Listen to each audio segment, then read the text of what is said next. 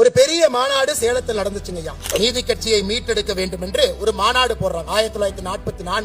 அந்த மாநாடு சேலத்துல கியாபே விஸ்வநாதன் பிள்ளை ஐயா இருக்கிறாங்க, பெரியார் ஐயா இருக்கிறாங்க, அண்ணாதுரை ஐயா இருக்கிறாங்க, சவுந்தரபாண்டிய நாடார் ஐயா இருக்கிறாங்க, நாவலர் சோமசுந்தர பாரதி ஐயா இருக்கிறாங்க, அண்ணல் தங்கோ ஐயா இருக்கிறாங்க, பெரிய தலைவர்கள் இருக்கிறாங்க. நாம் நீதி கட்சியை மீட்டெடுக்க வேண்டும், புதுசா ஒரு கட்சி ஆரம்பிப்போம். அந்த கட்சிக்கு அவங்க வச்ச பேரு தமிழர் கழகம். பெரியார் ஐயா சொல்றார், ஏன்பா தமிழர் கழகம் பேர் வச்சுட்டா நாமெல்லாம் சட்டி தூக்கிட்டு போக வேண்டியதா, திராவிட கழகம் வை, அப்பதான் நாம் அரசியல் பண்ண முடியும்.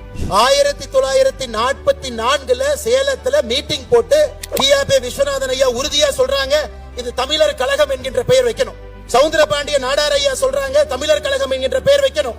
நாவலர் சோமசுந்தர பாரதி ஐயா சொல்றாங்க, தமிழர் கழகம் என்கின்ற பெயர் வைக்கணும். அண்ணல் தங்கோ ஐயா சொல்றாங்க, தமிழர் கழகம் என்கின்ற பெயர் வைக்கணும். இரண்டே பேர் மட்டும்தான் அந்த கூட்டத்துல பேசுறாங்க, தமிழர் கழகம் என்கின்ற பெயர் வேண்டாம், திராவிடர் கழகம் என்கின்ற பெயர் வைப்போம். ஒன்று பெரியார் அவர்கள்,